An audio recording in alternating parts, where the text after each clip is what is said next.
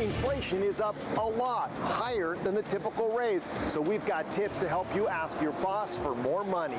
SDG&E bills on the rise. More on the rate increase and why some say the numbers don't add up. Plus, how to get your 4 free COVID tests. A government website is now live. And the Verify team clears up online claims that Deltacron is a new COVID-19 variant. Sewage from Mexico continues to flow into Imperial Beach. What federal and local leaders are doing to stop the flow. Warnings from major airlines about the 5G rollout. What AT&T and Verizon are doing to avoid causing any flight disruptions. CBS 8 News Live at 6 starts now. The cost of buying items we need are skyrocketing, but raises are not. Good evening and thanks for joining us. I'm Marcella Lee. I'm Carlo Cicchetto. Prices rose 7% last year, the largest one-year jump in nearly 40 years. But as CBS 8 Steve Price reports, experts say this is also a great time to ask your boss for more money, and they offer tips to help you be successful. The cost of living is going up a lot, 7% in the last year, and the typical raise is only around 3%, which means even though you're making more money, your actual buying power is going down. This is a problem that's not going away anytime soon. Ray Major, chief economist at Sandak, says there's no escaping the pain of higher prices. Fuel costs are up by 50%. Used automobiles are up by 35%. If you have purchased steak in a store, for instance, recently, it's up by 21%. There are several reasons for prices skyrocketing, including supply chain issues. But the news isn't all bad because your ability to make a lot more money hasn't been this good in years. Employees take advantage of this market right now. It's not going to last forever. Phil Blair is with Manpower, one of the largest staffing companies in the nation, and he says there are so many job openings right now and so few people to fill them that this is definitely the time to ask for a raise, but simply demanding one from your boss is a bad idea. Instead, prove your value and keep things positive. I want to stay here. I love this company. I've done this, this, and this, and I'm willing to do ... because I understand where you're coming from, Mr. Employer. That goes a long ways with, what are you going to pay me? Blair suggests keeping a diary of things you do to help the company, like bringing in new accounts or coming up with cost-saving ideas. That way you can remind your boss of your value with specifics. And then once you get that bigger raise, keep proving to your boss that you're worth the extra money. You went from middle value to high value, and I don't resent paying you that because you're bringing me value. But I'm not going to pay you inflated wages when I can get somebody, an entry-level person, to do 90% of what you're doing.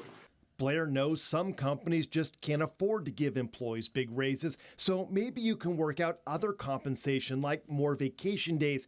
If your work still won't budge, this may be a good time to update your resume. For the good of your long-term career, you need to look elsewhere. Steve Price, CBS 8. Thanks, Steve. As inflation levels continue to rise, so too are San Diego gas and electric bills. The utility company raised rates this month, but as CBS 8's Shannon Handy discovered, some customers say the numbers just don't add up.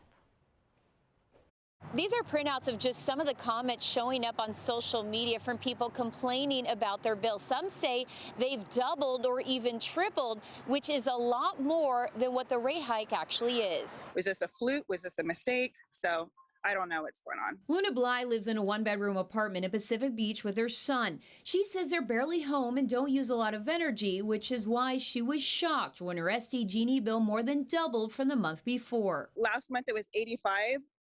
Today I was blown away to find out a few days ago when I opened up my bill, it was over $200. Rudy Lopez has a two-bedroom apartment in Otay Mesa. He's used to paying between $45 and $60 a month.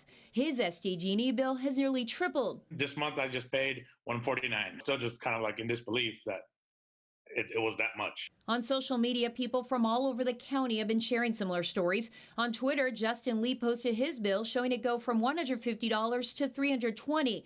So what's going on? Back in December, SDG&E notified its customers rates would be going up effective January 1st.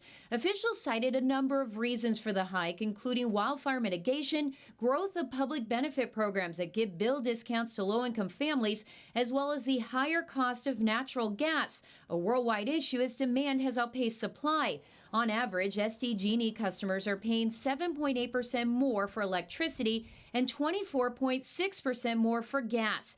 Add in a cold December and people's bills went up even more. Still, some say that doesn't explain just how high their bills are. While an SDG&E spokesperson declined News 8's request to go on camera, by phone he did advise customers to check their statements to see if they're on the right plan and look at new ways to save energy in your home, noting January is typically the highest month for gas and energy usage. While that may help, the customers we spoke to aren't convinced, saying they fear these higher bills will become the new norm. If it's going to be this much going forward, then I definitely have to, be wary about that. In a statement, SDG&E said there is no ideal time to increase rates, especially given the inflationary pressures that are raising the cost of other goods and services. At the same time, our customers expect us to deliver clean, safe, and reliable energy to them 24/7, 365. And to meet that expectation, we must make ongoing safety, reliability, and sustainability investments. Now, this rate hike comes just months after the city of San Diego finalized a new franchise deal with SDG&E that's good for at least the next 10 years.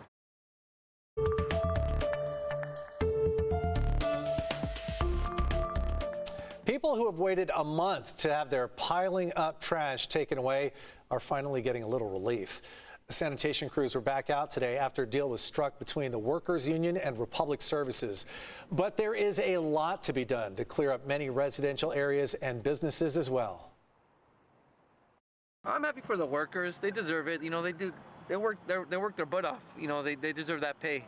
But I'm glad that they came to a conclusion and it's all fixed.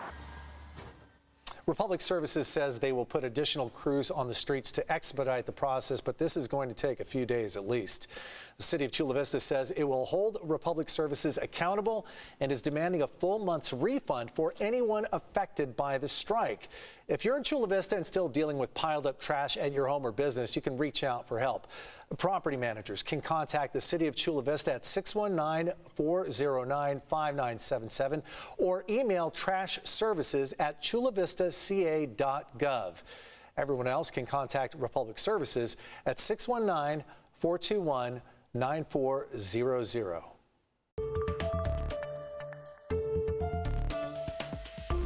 The Centers for Disease Control and Prevention says the Omicron variant now accounts for nearly all of the COVID-19 infections here in the U.S. Omicron has caused a reported 99.5% of new cases last week, slightly higher than the week before. Officials say the Delta variant makes up the remaining. A day ahead of schedule, the White House website to order free COVID tests is up and running. You can now request up to 4 testing kits per household. It's all part of the national effort to make home testing more accessible as cases continue to climb. CBS 8's Heather Hope breaks down how this new site works. Yes, postal workers are already gearing up to ship out all those COVID tests to Americans across the country. By early afternoon, more than 500 million people had already clicked on the site. Then come tomorrow, the White House will roll out its hotline for those people to call and order a test by phone if they weren't able to access the website. Ordering free COVID test kits has been made simple. The Biden administration is buying 1 billion tests to give to Americans. Available now at the site covidtests.gov. Anyone can order 4 test kits per household or address, which should ship in 7 to 12 days, and it's all free. So how does the federal government website work? Once you go to covidtests.gov, you'll notice a blue button that says Order Free at-Home Tests. Click on that and it will take you to a page to place your order. You simply type in your first and last name and mailing address, including the street, or a P.O. box number or apartment number, and make sure your address is correct because you won't be able to change it later, and only 1 order of 4 tests will be mailed per address. Duplicate orders will not be shipped. When you're done filling out your shipping address info, you click on the Check Out Now button in green and notice the cost is $0. You'll receive a confirmation order number email saying once your package ships, you'll receive a tracking number and updates on the expected delivery date. For For those experiencing issues placing an order, the site has its Frequently Asked Questions tab for help for Americans living outside of the U.S. and troubleshooting if the site doesn't accept your address. The free tests don't ship out until late January. In the meantime, there's the self-test reimbursement program that started last Saturday. Here's how it works. For those who are insured, if you bought a COVID test starting January 15th and onward, you can be reimbursed by your insurance company for the full cost, up to 8 self-COVID tests per person per month. If the pharmacy accepts your insurance information, you can do it at checkout or submit a claim afterward through your pharmacy coverage like CVS Caremark. For more information about how to order a COVID test, go to our website cbs8.com and click on the help button. You can also text the word COVID to the number 858-571-8888. Heather Hope, CBS 8. All right, Heather, thank you. Today marks a key deadline for all students and staff at 2 local universities. San Diego State and Cal State San Marcos are officially requiring the COVID-19 booster shot. Those who haven't been boosted will have to provide a negative COVID test. Students will need to update this every 5 days. Faculty and staff will need to update every 2 weeks at SDSU. At Cal State San Marcos, it's about once a week. The booster deadline comes 1 day before remote classes start at SDSU for at least 2 weeks. Cal State will begin online classes on Monday. So for now, during remote learning, this applies only to students who live on campus, student athletes, and anyone accessing services on campus. The new nationwide 5G rollout planned for tomorrow has sparked serious concerns from the FAA and airlines across the country. CBS 8's Brian White has more details on how 5G could impact flights to and from San Diego. Amidst warnings from major airlines about the possibility of interference with its C-band spectrum from the 5G rollout, AT&T and Verizon have both agreed to delay turning on any 5G towers around airports. Growing concerns over the new 5G wireless service and how it could affect aircraft technology caused the nation's largest airlines to ring the alarm. This letter, signed by CEOs from 11 major airlines, reads in part, immediate intervention is needed to avoid significant operational disruption to air passengers, shippers, supply chain, and delivery of needed medical supplies. The FAA was concerned that the frequency from those towers could actually have an impact on the landing instruments that many airplanes use. The new 5G networks, scheduled to launch Wednesday, use C-band frequencies that were purchased from the FCC.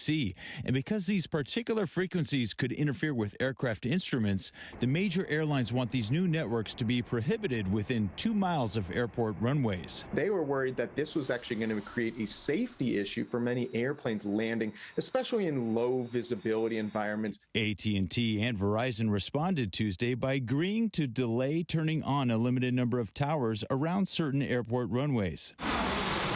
In a statement released Tuesday, AT&T said in part, "We are frustrated by the FAA's inability to do what nearly 40 countries have done, which is to safely deploy 5G technology without disrupting aviation services, and we urge it to do so in a timely manner."